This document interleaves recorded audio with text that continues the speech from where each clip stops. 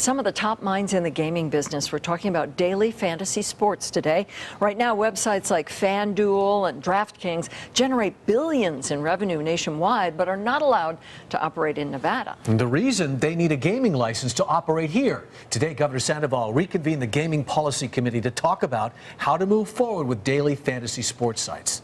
1 week fantasy football leagues are paying $75 million a week. Daily fantasy sports sites like FanDuel and DraftKings generated $2.8 billion in revenue last year, attracting almost 4 million players from around the country.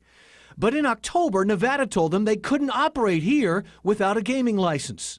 To many, especially here in Nevada, if it walks like a duck and talks like a duck, it must be a duck. It certainly looks a lot like gambling, and I think that's the big issue here. If it's gambling, how does it need to be regulated? The CEO of Nevada's largest sports betting company was passionate in his opinion that daily fantasy sports should be under the same scrutiny as everyone else. DFSB should also be regulated and taxed like traditional sports betting and internet poker, with proper consumer protections, testing of technology, and probity investigations of the operators. But the websites disagree, and so far are not willing to go through the process of obtaining a gaming license.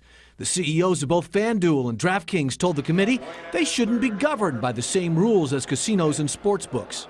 I think there are sort of 3 areas where we have concerns about sort of the existing regulation. The other CEO was more optimistic that if an agreement could be reached, fantasy sites could help bolster business. Together, we can reintroduce hundreds of thousands of Nevadans to the fantasy sports products they love, while also generating tens of millions of dollars for the state and the companies that are located here. It's clear Governor Sandoval wants to maintain our status as a gaming industry leader, and daily fantasy sports is a piece of the puzzle.